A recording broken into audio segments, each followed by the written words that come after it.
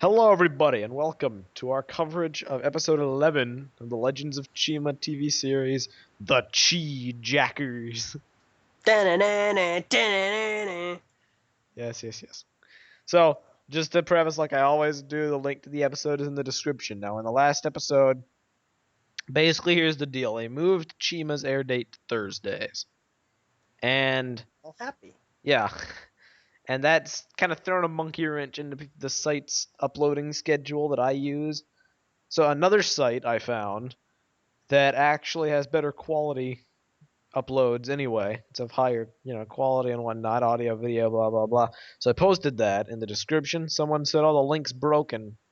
So for all future videos of Chima that we do, I'm going to include two links. I'm going to include the link we used. It's of higher quality for the new site, and then just in case that does not work for some people because somebody was having issues, I'm going to put in the second link to the site we used to use. And that'll be link number 2, so keep that in mind. There'll be 2 in the description from now on. Either one works, really, to watch. Yeah.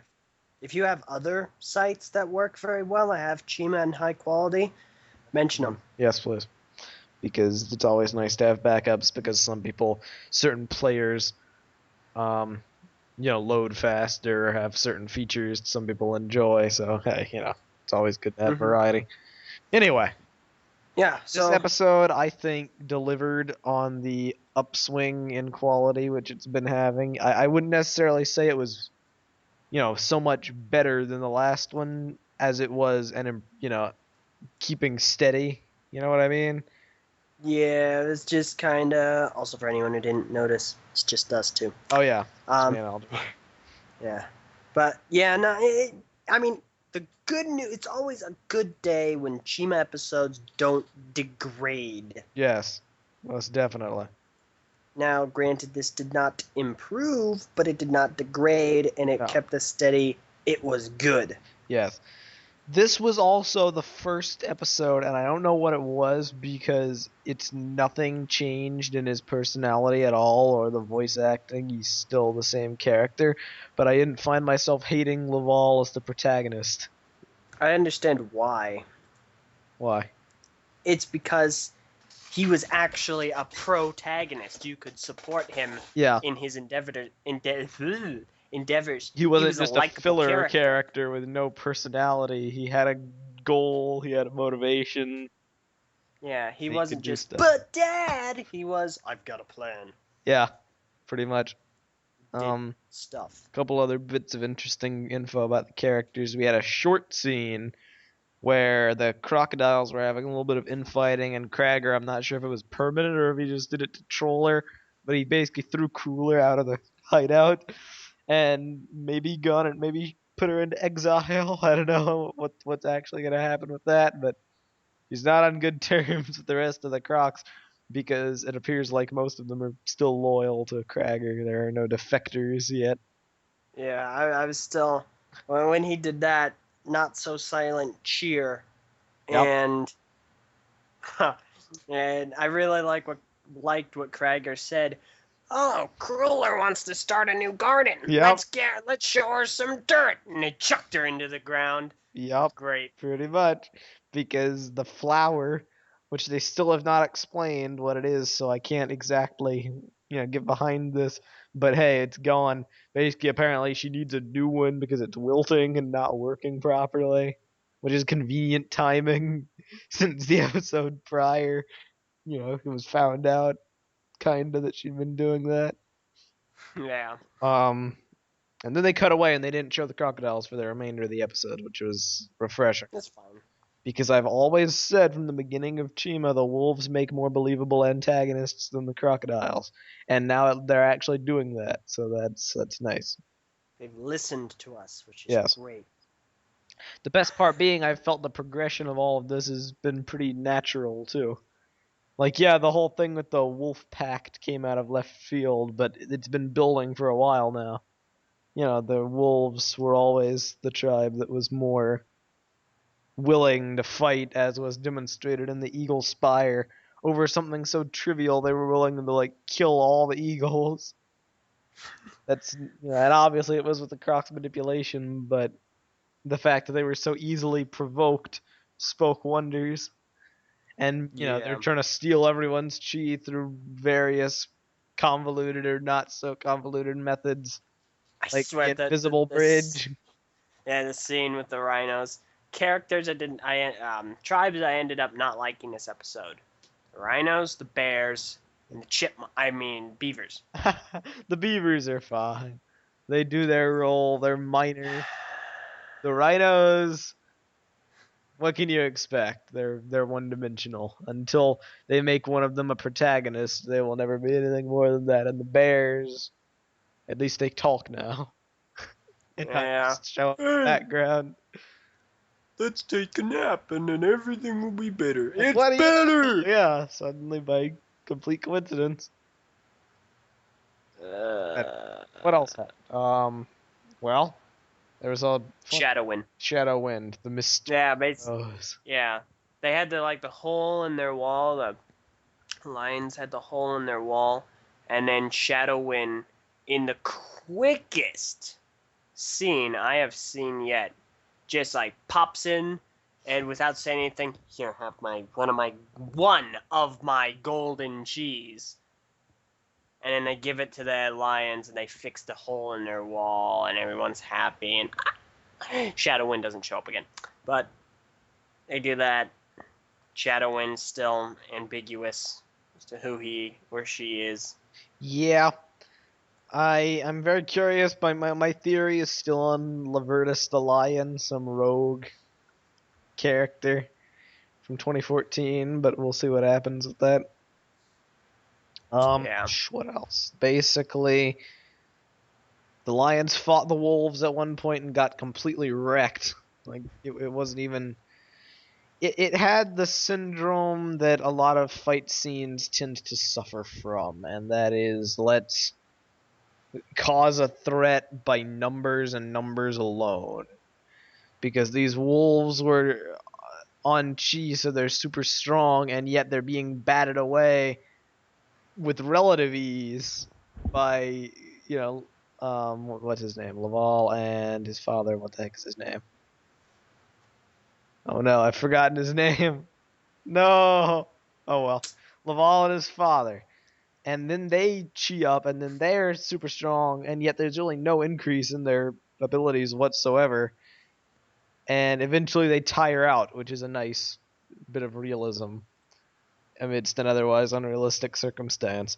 And that's always a problem I have with fight scenes that do that. Like, I don't know how many of you watch Red vs. Blue, the Halo machinima, but season 10 ended that way. And I don't like fight scenes like that because it's unrealistic. If let's think back a bit. There were 3 wolves that were on chi in the last episode, not at the last episode. Yes, the last episode.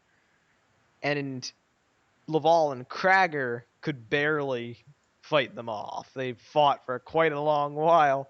And then Laval and his father, granted his father is probably more combat proficient than Laval himself, fought off tons of them before getting swarmed. Anyway, that's just my nitpicking. Basically, they get trashed. They go back to base. What is his father's name? Legravis. That's his name. That's his father's name. So Legravis is all dejected, and then Laval comes up with a plan where basically they're going to use the Eagles as basically air delivery mail, and they're going to drop the chi down from the sky into the ground. Now let's think about this for a second. You're dropping bags of loosely tied chi from the sky onto the ground, and yet it only spills out once with the bears at the end. No, twice. Twice? With the rhinos. Oh yeah, twice with the rhinos. It seems like that would happen every time. Yeah, no, no split. one ever really says how fragile this chi is. Is it really rock solid? No, that's a good point. Is it like glass? Yeah, because it looks like glass. Yeah. I would imagine it would act like glass, but they're dropping bags of stuff from thousands of feet up in the air. What if it landed on someone? What if the glass-like chi, landed on someone? It would have impaled them. Well, I don't think it would have impaled, but Okay, fine. It would have shattered and impaled them. yes. Yeah, some of this stuff's unrealistic, but at the same time, you can't really fault them too much for that because Yeah, okay. Chima never cares about physics and realism. Just look at that scene on the Eagle Spire.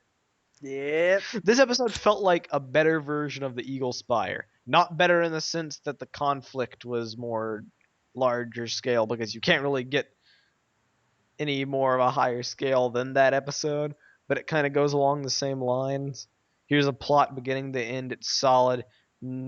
Few that there are some corny jokes, but the majority of the time is just action with plot intermixed. Whereas the last episode, yeah, it had action, but it was pretty much plot development after plot development. Yeah. And that's fine, in my opinion, because that's still what I'd consider good. What the episodes of Chima that I don't like are the ones where they focus too much on filler and Hmm. stuff that does not really do anything, and they make an episode where it's all, well, here's a corny joke here, or here's a character that's not really all that interesting, like the skunk here. Let's give him major screen time because he's funny. I've said it from the start. Chima's, from the moment it was announced, we were kind of like, well, this is kind of weird. This is a bit outlandish, but conceptually it works fine. It's nothing spectacular, but okay. It's pretty good for a show, and especially for a Lego theme. And up till now, we've been like, the TV show is not properly expanding on that potential, and it still is not to the extent it could.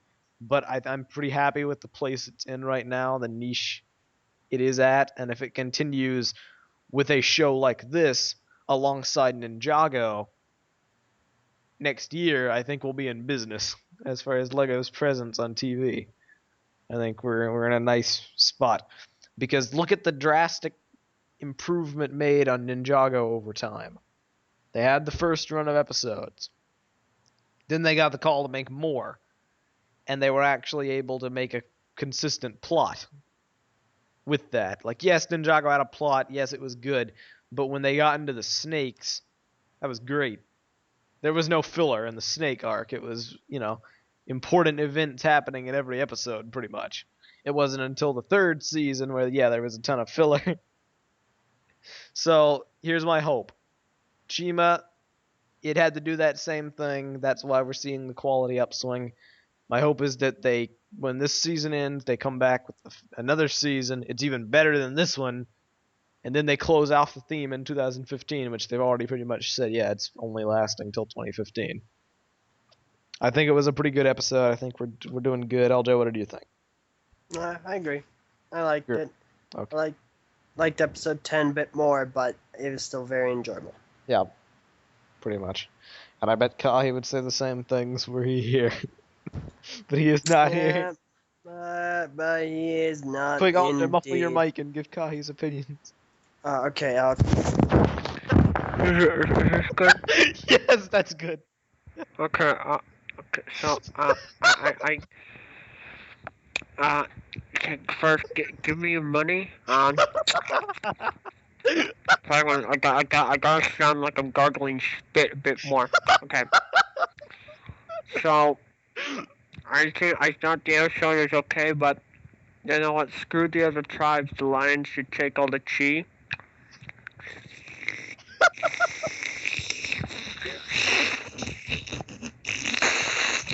So, yeah, it was a good episode, but, physics! Physics! and that's Kahi's opinions. Oh man. Okay. He's gonna hate this. I'm totally gonna show him this at like the timestamp. He'll never watch the coverage himself.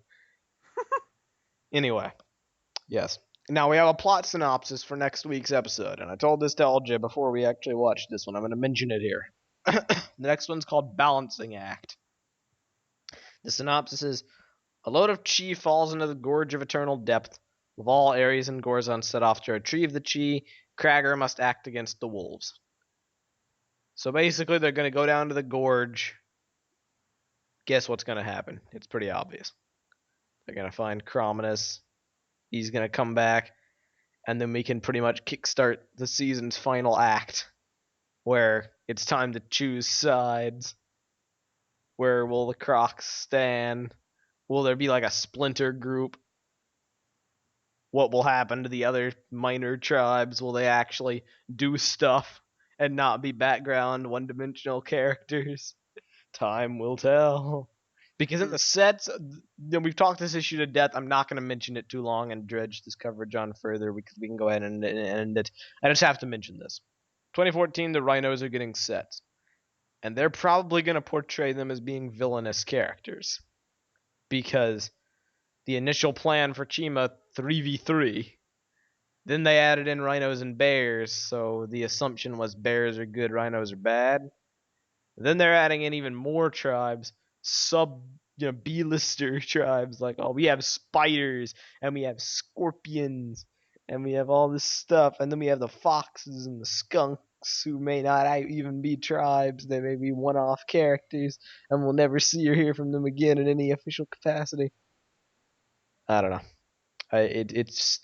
Every episode with the rhinos in it just drives home the point even further that it's too hard to accept them as antagonists in any way. So if the B-lister tribes do choose sides, unless they're like coerced into joining the villainous characters for some reason, maybe they'll get paid rocks. I don't know. I don't see this working. They will probably forever be relegated to the background. Yeah. Anyway, that's all. Thank you for listening to our coverage of episode 11 of the Legends of Chima, the Chi Jackers. I'm Mesonak, I'm LJ. and we shall see you all next time.